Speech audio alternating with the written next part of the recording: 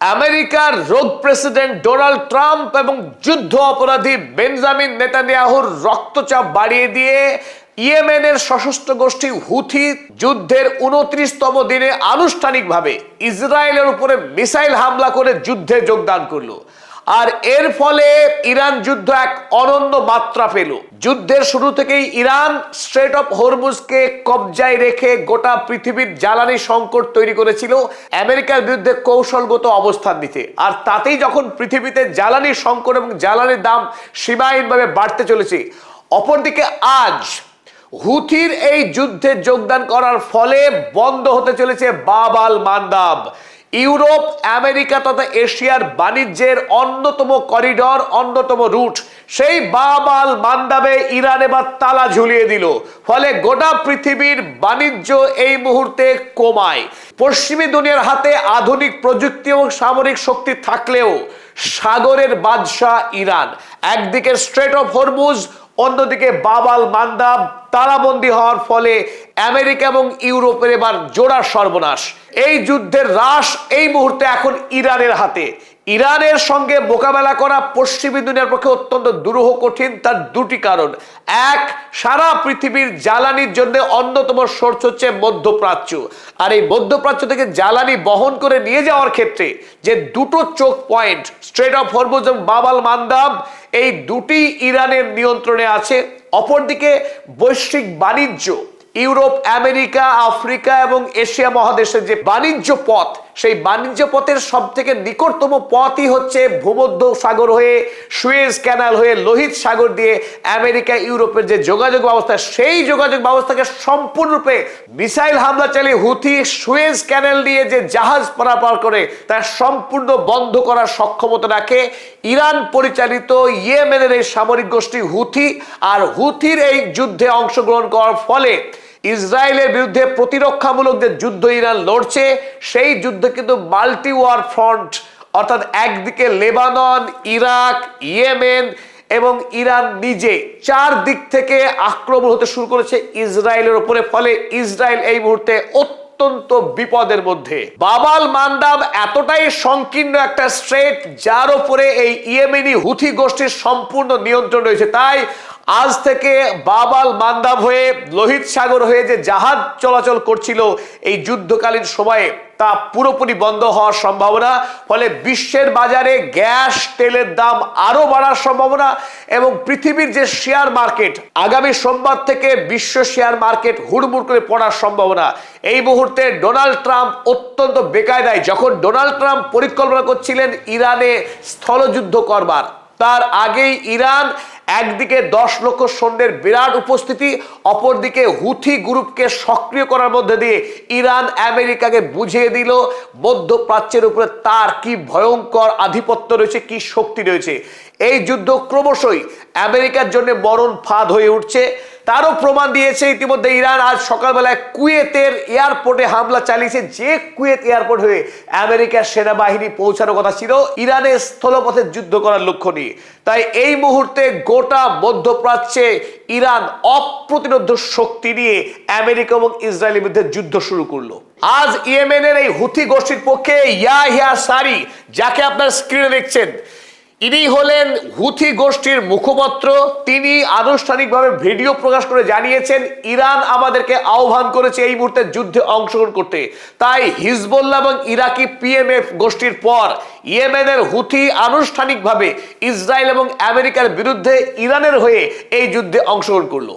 যুদ্ধে আরব রাষ্ট্রগুলোকে প্রতিরক্ষার নামে যখন ডোনাল্ড ট্রাম্প চিপে চিপে টাকা বের করছেন, সেই মুহূর্তে হঠাৎ করে ইয়েমেনি মিসাইল ইসরায়েলের উদ্দেশ্যে ছুড়ে দেওয়ায় দিগ্ভ্রান্ত হয়ে গেছেন ডোনাল্ড ট্রাম্প। বিভ্রান্ত হয়ে তিনি হতচকিত অবস্থায় তাকিয়ে দেখছেন ইয়েমেনি মিসাইলকে। অর্থাৎ তিনি যে মজা করে আরব রাষ্ট্রগুলোকে চিপে চিপে টাকা রোজগার করছিলেন, সেই খেলাতে কিন্তু নতুন করে একটা উপদ্রব ডোনাল্ড ট্রাম্পের জন্য, নতুন একটা বিপদ উপস্থিত হলো, তা হুথি গ্রুপ। তাই হুথি গ্রুপ এই যুদ্ধে অংশ নেয় ইরানের শক্তি ঠিক যেভাবে বৃদ্ধি পেল, ঠিক সেইভাবে ডোনাল্ড ট্রাম্প এবং ইসরায়েলের জন্য এই যুদ্ধ আরো দুর্বিষহ হয়ে উঠল। কারণ আজ সকালেই ইসরায়েলের নেগেভ পরমাণু কেন্দ্রের উদ্দেশ্যে ব্যালিস্টিক মিসাইল ছুড়েছিল হুথি। সেই খবর টাইমস অফ ইসরায়েল করেছে, চলুন আমরা একবার পড়ে নিই। Houthis claimed responsibility for ballistic missile attack on Israel this morning.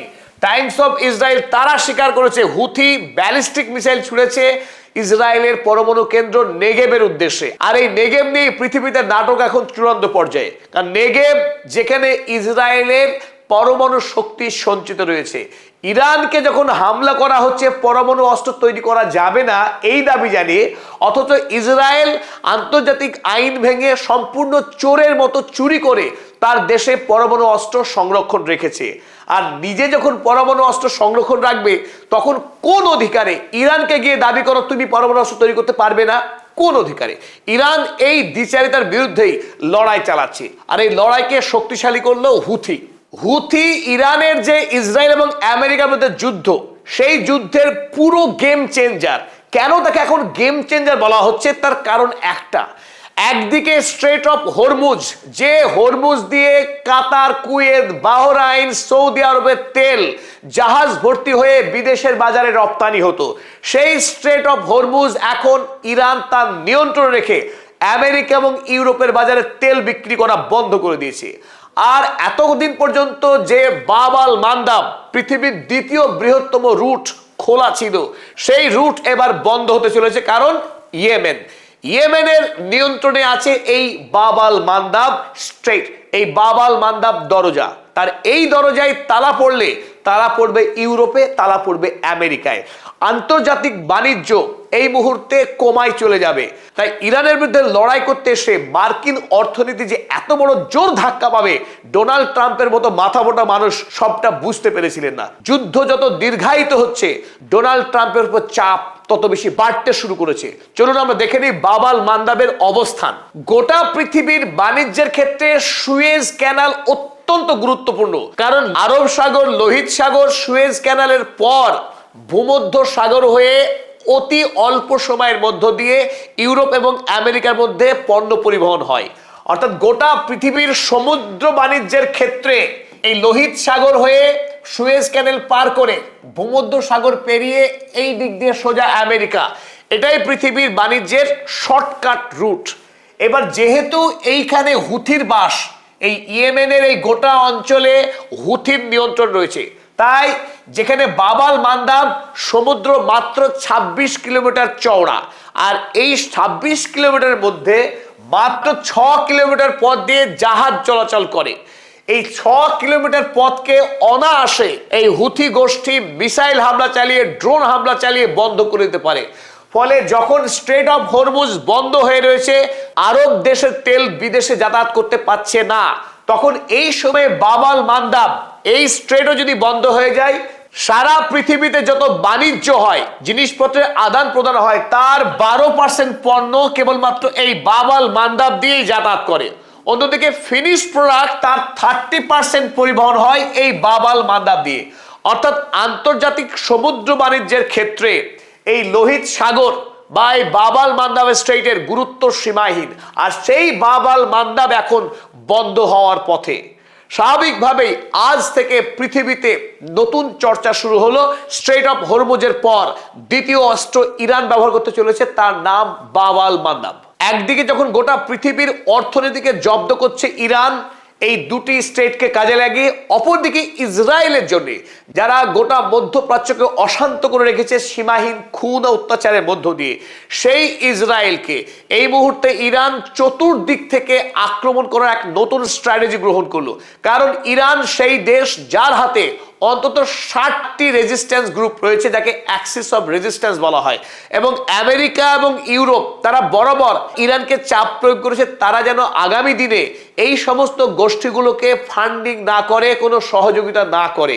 কিন্তু ইরান তার সার্ভাইভাল স্ট্র্যাটেজি হিসেবে তাদের আত্মরক্ষার ক্ষেত্রে তাদের সমর্থিত এই সামরিক গোষ্ঠীগুলোকে বারবার কাজে লাগিয়েছে অতীতে। এবারও এই যুদ্ধে আমরা দেখতে পাচ্ছি ইতিমধ্যে সক্রিয় হয়ে উঠেছে হিজবুল্লাহ, যারা লেবাননে ইসরায়েলের সঙ্গে যুদ্ধ করছে। ওদিকে ইরাকি পিএমএফ গোষ্ঠী, তারাও এই মুহূর্তে দুর্দান্ত সক্রিয়। আজকেই ইরাকি পিএমএফ গোষ্ঠী জর্ডনের মার্কিন সেনাতে হামলা চালিয়েছে। এদিকে আবার হিজবুল্লাহ পিএমএফ এর পর নতুন করে হুথি সক্রিয় হলো, যারা ইসরায়েলের বিরুদ্ধে যুদ্ধ করবে। তাই ইসরায়েলের জন্য এই মুহূর্তে যুদ্ধ চালানো অত্যন্ত দুরূহ হয়ে উঠবে, কারণ ইসরায়েলকে শুধু ইরান নয়, এবার যুদ্ধ করতে হবে লেবানন, ইয়েমেন, ইরাক। তার জন্য যুদ্ধটা ছড়িয়ে গেল। আপনারা ম্যাপে যে লাল সরু অংশটুকু দেখছেন, এইটুকু হলো ইসরায়েল। এদিকে রয়েছে লেবানন। লেবানন থেকে ইসরায়েল উপরে উপর্যুপরি হামলা চালানো হচ্ছে। গত পরশুদিন একদিনে হিজবুল্লাহ ইসরায়েলের ওপরে এবং লেবাননের যে অংশ ইসরায়েলি আইডিএফ সেনা দখল করে রেখেছে, মোট 600 মিসাইল, ড্রোন এবং মর্টার হামলা চালিয়েছিল। তাতে একদিনে ইসরায়েলের 23টি যুদ্ধের সাজোয়া গাড়ি অর্থাৎ ট্যাঙ্ক ধ্বংস হয়েছিল। তাই একদিকে এই হিজবুল্লাহর বিরুদ্ধে লড়াই করতে গিয়ে হিমশিম খাচ্ছে, কেন আমরা ইতিমধ্যেই জানি যে ইসরায়েলি আইডিএফ সেনাতে এখন কর্মী সংকট দেখা দিয়েছে। খোদ আইডিএফ এর হেড বলছে আগামী দিনে আইডিএফ সেনা ভেঙে পড়বে, কারণ ইতিমধ্যেই যুদ্ধ করার মতো সৈনিক খুঁজে পাওয়া যাচ্ছে না। এক চরম ইন্টারনাল ক্রাইসিসে ভুগছে আইডিএফ। সেই আইডিএফকে নতুন করে এই ইয়েমেনের হুথির বিরুদ্ধে যুদ্ধ করতে হবে। এই হুথির কাছেও 2000-2500 কিলোমিটার গামী মিসাইল রয়েছে, অর্থাৎ এই দিক দিয়ে সরাসরি লোহিত সাগরের উপর দিয়ে ইসরায়েলে তারা মিসাইল হামলা চালাতে পারে। ওদিকে রয়েছে লেবানন, ইরাকি গোষ্ঠী, তারা হামলা চালাচ্ছে। ইরান তো রয়েছে। সুতরাং ইসরায়েলের জন্য এই মুহূর্তে ইরানের বিরুদ্ধে যুদ্ধ করা অত্যন্ত শক্ত হয়ে গেল। এবং আমেরিকার জন্য সবচাইতে বড় বিপদ তেলের দাম, আন্তর্জাতিক বাণিজ্য রুদ্ধ হয়ে যাওয়া। ফলে বেশি দিন ইরানের বিরুদ্ধে যুদ্ধ আমেরিকার পক্ষে চালিয়ে যাওয়াটা কতটা স্বাস্থ্যকর হয় তা দেখার অপেক্ষায় আমরা। যারা এখনো পদাতিক চ্যানেল সাবস্ক্রাইব করেননি তাদেরকে আরো একবার অনুরোধ, আপনারা পদাতিক চ্যানেল সাবস্ক্রাইব করুন, লাইক, শেয়ার, কমেন্ট করুন। সকলকে ধন্যবাদ সঙ্গে থাকার জন্য।